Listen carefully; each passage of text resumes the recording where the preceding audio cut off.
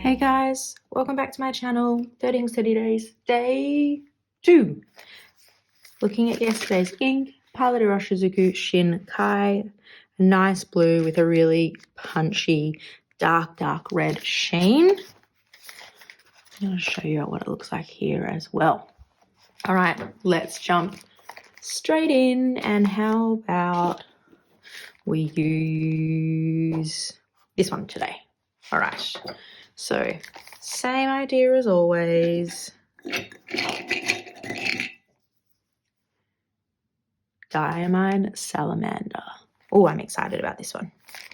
I mean, I'm excited about all of them. Let's be honest. So, has everyone watched day 1 videos? Who have we loved?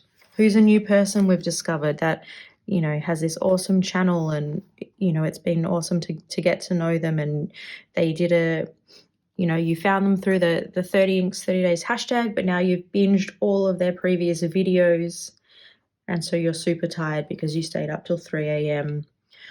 watching YouTube instead of, you know, sleeping. Tell me what accounts you found. Wow. Okay, so this is a really beautiful, deep, dark green. I don't know why, but in my head, I thought it was going to have more of like a brownie undertone, but it is quite like a foresty green. I'm so excited to see how that right there dries. But let's put this to the side and bring on this one.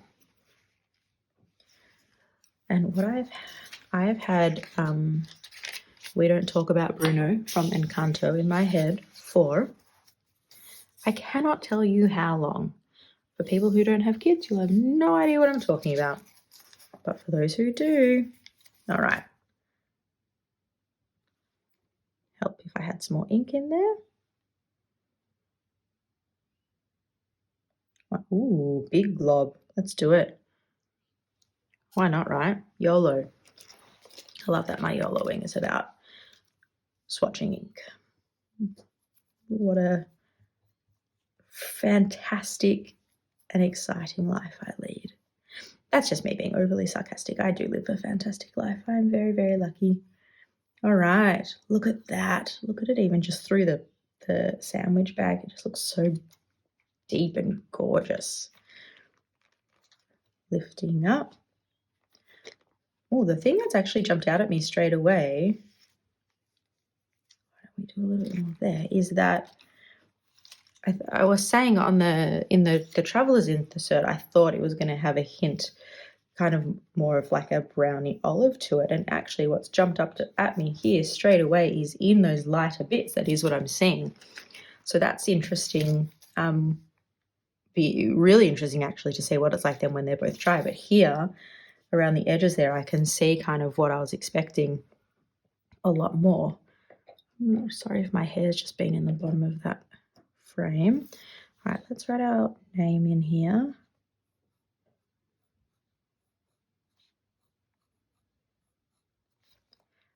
It feels ever so slightly dry on this nib, but this isn't my measure. This one is. So let's see. Make sure I've got enough on there for my little test, you know, that it actually isn't that. There wasn't. Oh, wow. Look at that drying. That looks amazing. Oh, I'm excited. And actually in the writing sample, it's definitely looks more like that, like a really, really dark olive. Maybe I just didn't give it enough time. It does actually feel a touch dry on this one as well. So it's not coming across as a super wet ink. Yeah, it is. It feels a little bit dry, this.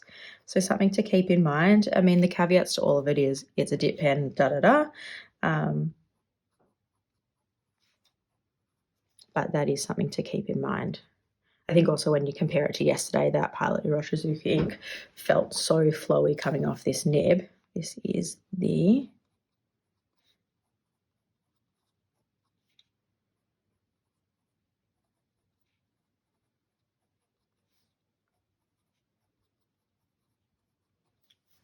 It's not unusable by any means, but it's not. It's also not a flowy ink by any means. So just thinking about what pen you're putting it in. But look at that color that's coming out. That is gorgeous as it dries. Amazing. And it's just coming up so much more in this paper at the moment. So let's do our second one here. This is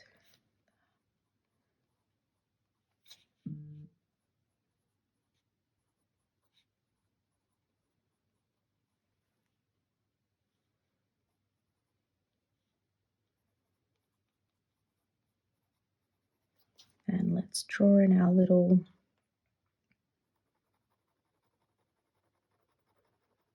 I think I would maybe struggle putting this in an extra fine.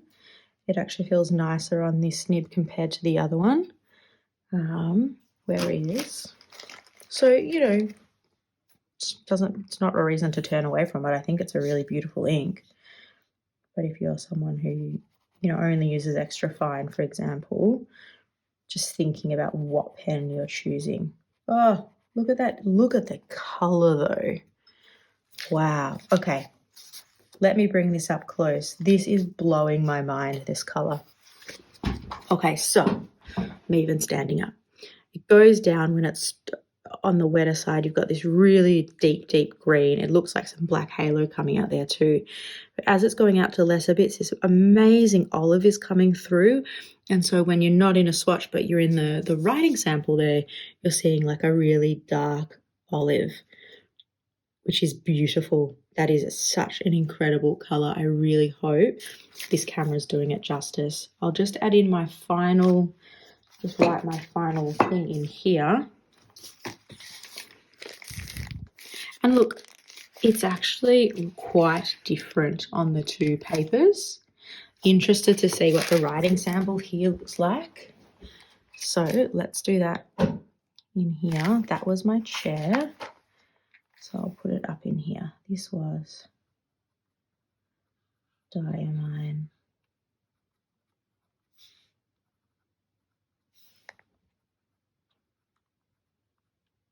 Oh, can't write on a curve. Diamine Salamander.